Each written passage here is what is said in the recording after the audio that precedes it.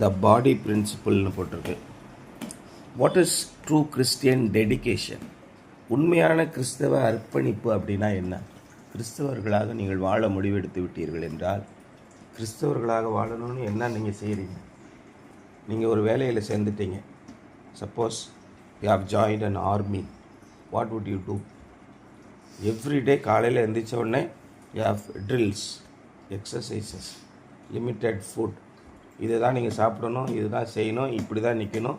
You must be always ready to fight. நீங்கள் ரெடியாக இருக்கணும். Waiting for the commandments of the commander. இதுதான் dedication.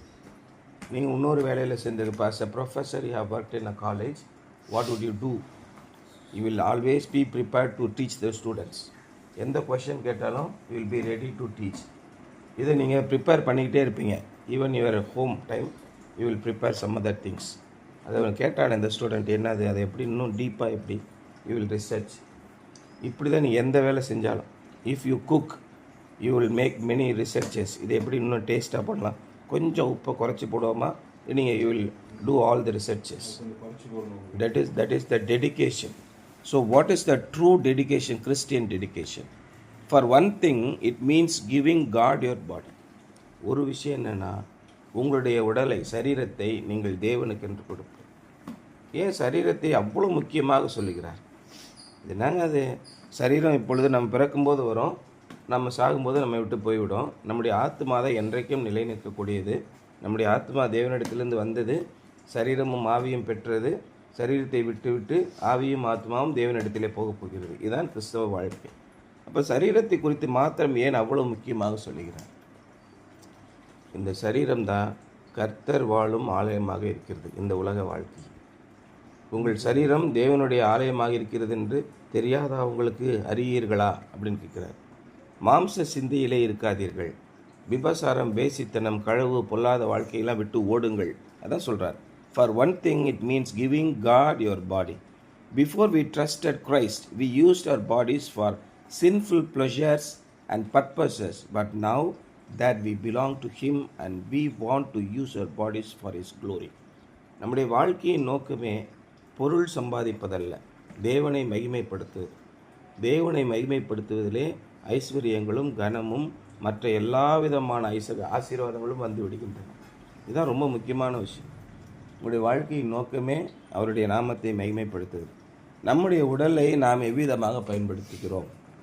கிறிஸ்துவை அறியாததற்கு முன்பு நம்ம பல்வேறு உலகத்தின் அந்த சந்தோஷங்களுக்காக நம்முடைய உடலை பயன்படுத்தினோம். ஆனால் கிறிஸ்துவை அறிந்த பின்பு நாம் அவருக்கென்று ஒப்புவித்து விட்டோம். The Christians body is God's temple because the spirit of God dwells within him. உங்களுடைய சரீரம் தேவனுடைய ஆலயமாக இருக்குன்னு தெரியாதா? ஒருவன் தேவனுடைய சரீரத்தை அசுத்தப்படுத்தினார், தேவன் அவனை அழிப்பார்னு போட்டு பைபிளில். ரொம்ப ஸ்டர்ன் வார்னிங். எவ்வளோ கடுமையான எச்சரிக்கை. நீங்கள் உங்களுடைய சரீரத்தை அழித்தால் தேவன் உங்களை அழிப்பார். நம்ம சரீரத்தில் என்ன பண்ணுறோம்? லிப்ஸ்டிக் போடுறோம், கண்மை போடுறோம், இதெல்லாம் பண்ணுறோம் இல்லையா? இதுக்கெல்லாம் யூ ஹாவ் பர்மிஷன்ஸ்.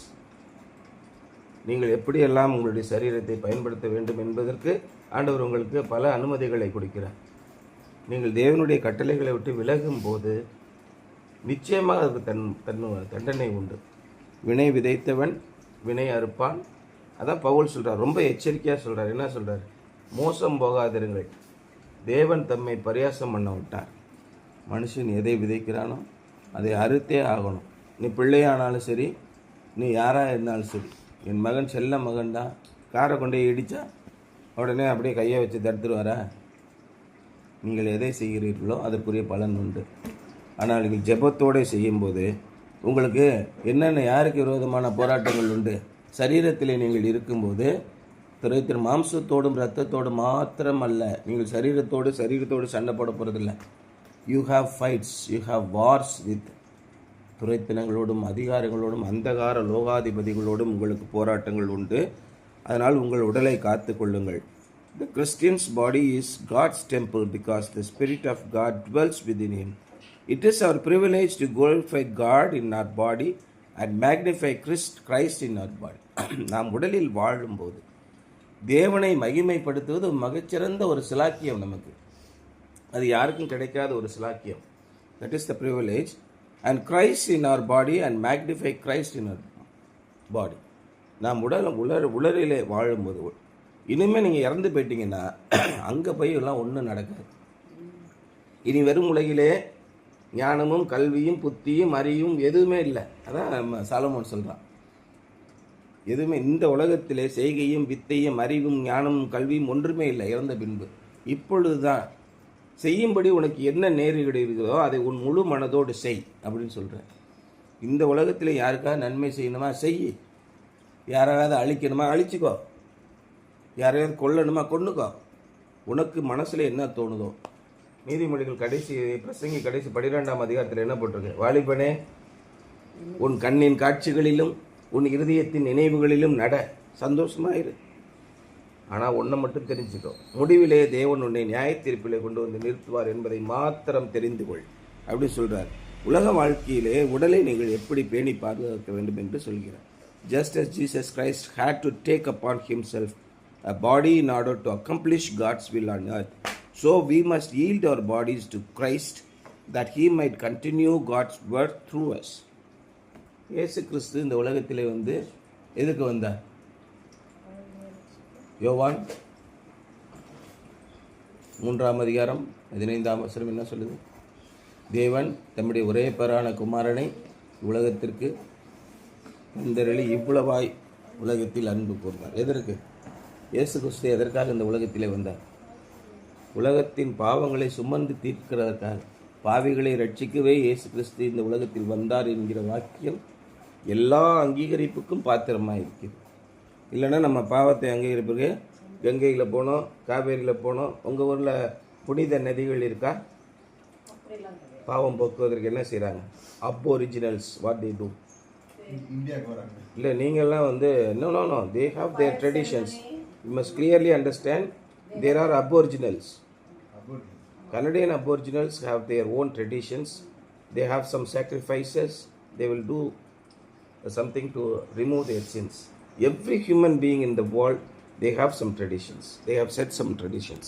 இது மிஷினரிஸ் தான் கண்டுபிடிச்சாங்க. ஆஸ்திரேலியன் அப்ஒரிஜினல்ஸ் இருக்காங்க, அவங்க சில விஷயங்களை பண்ணாங்க. நியூசிலாந்தில் அப்ஒரிஜினல்ஸ் இருக்காங்க. இவங்க ஒயிட் அங்கே போயிட்டு இவங்க அதெல்லாம் மறைச்சிட்டாங்க. பட் எல்லா இடத்துலையுமே அந்த அப்ஒரிஜினல்ஸ் வந்து வச்சுருப்பாங்க. அவங்க என்ன பண்ணுறாங்கன்னா ரத்தத்தை சிந்துறாங்க, தங்களுடைய சொந்த ரத்தத்தை சாட்டையால் அடிச்சுக்கிறாங்க. இது மாதிரி நிறைய ட்ரெடிஷன்ஸ் பண்ணுறாங்க. இதெல்லாம் தேவையில்லை.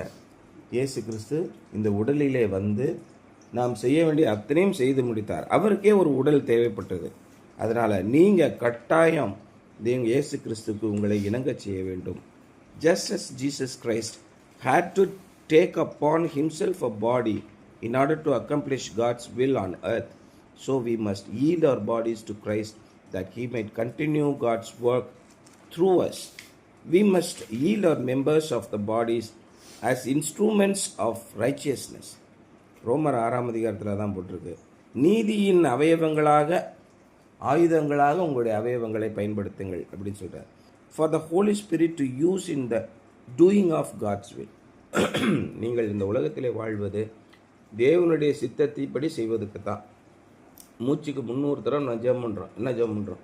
ஆண்டவரே, பரமண்டலத்தில் உம்முடைய சித்தம் செய்யப்படுவது போல பூமியிலையும் செய்யப்படுவதாக, ஆமென் அப்படி சொல்லிட்டு இன்றைக்கி நம்ம என்ன பார்ப்போம்? நம்ம இஷ்டப்படி செய்வோமா? அப்படின்னு தான் போகிறோம்.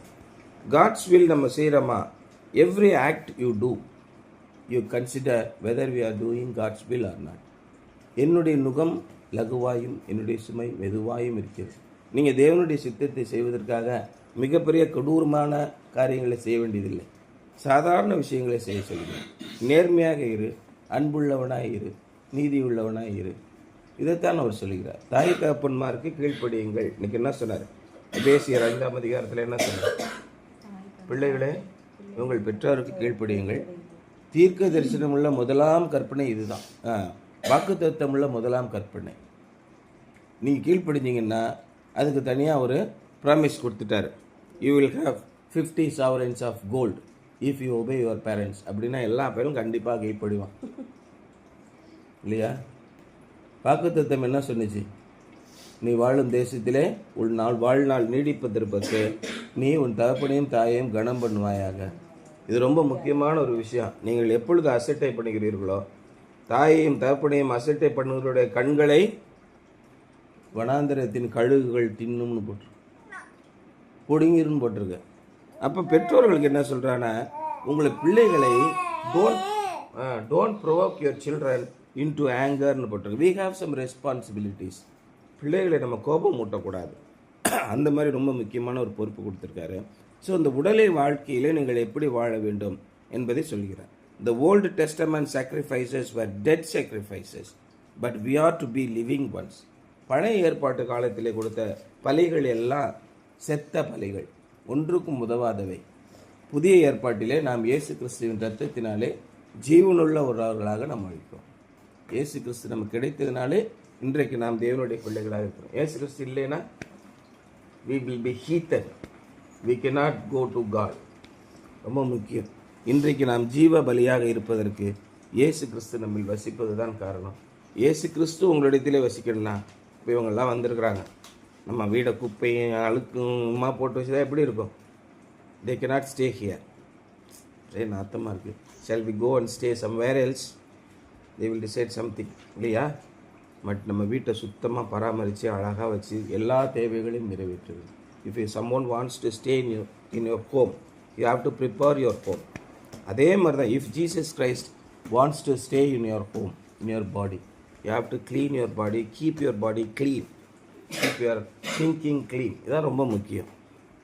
இதுதான் இன்றைய சிந்தனை. Words for today, Romans chapter 12 verse 1. Therefore I urge you, brothers, in view of God's mercy, to offer your bodies as living sacrifices, holy and pleasing to God, which is your spiritual worship. என்ன போட்டிருக்கு பாரு, 12ஆம் அதிகாரம். உங்களுடைய உடல்களை நீங்கள் பரிசுத்த பலியாக, 12ஆம் அதிகாரம் 1ஆம் வசனம்.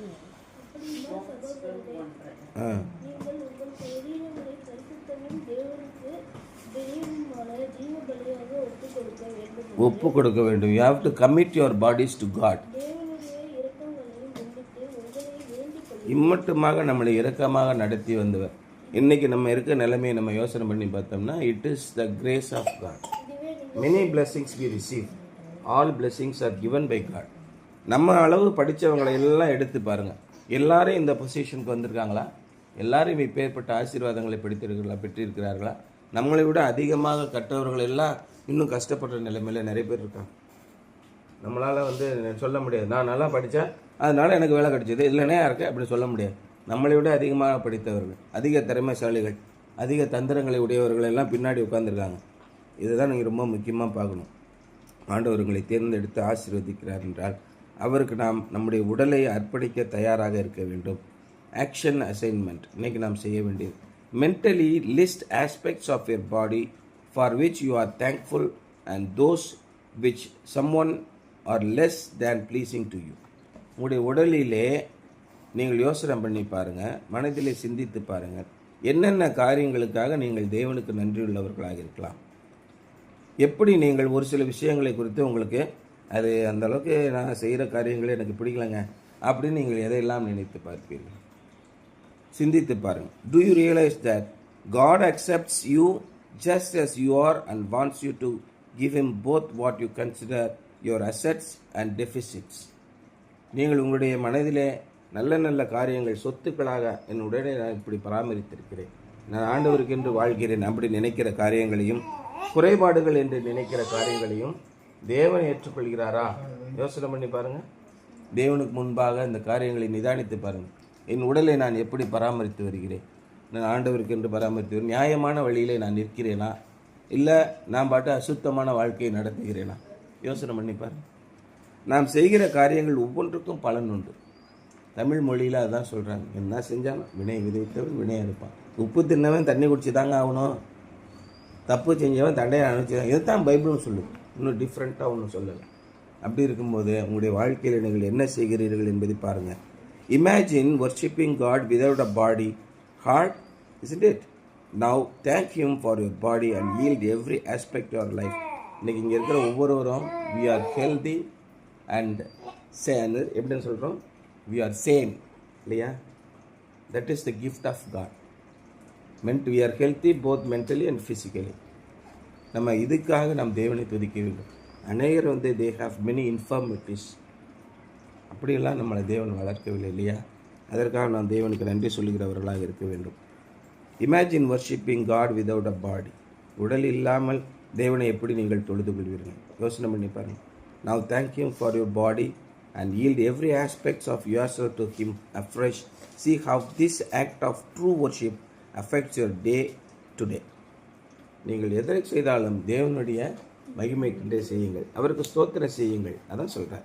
இன்றைக்கி சங்கீதம் நம்ம படிக்கும்போது என்ன இருக்குது, அவருக்கு துதியை செலுத்துங்கள், அவருக்குரிய மகிமையை செலுத்துங்கள். ஏன்னா எல்லாரும் அவர் என்ன எதிர்பார்க்குறாருன்னா, நீங்கள் பாடி தேவனை ஸ்தோத்திரிக்க வேண்டும் என்று எதிர்பார்க்கிறார், அவரை புகழ வேண்டும் என்று எதிர்பார்க்கிறார். இது ஒன்று தான் ஆண்டவர் நம்ம இடத்துல எதிர்பார்க்கிறோம். இந்த உடலில் நாம் இருக்கும்போது தேவனை துதிப்போம், அவரை மகிமைப்படுத்துவோம், அவரை பிள்ளைகளாக வாழ்வோம் என்றது தான் இன்றைய சிந்தனை. அதோட டைட்டில் என்ன போட்டிருக்கு, த பாடி பிரின்சிபல். இந்த உடலின் கோட்பாடு என்ன? To live for Christ and to praise him and to bring glory to him. இந்த மூணு தான் நம்முடைய வாழ்க்கையின் நோக்கம். we have different professions, different lifestyles, but இருந்தாலும் the main purpose of this life is to bring glory to the name of God. சரிங்களா?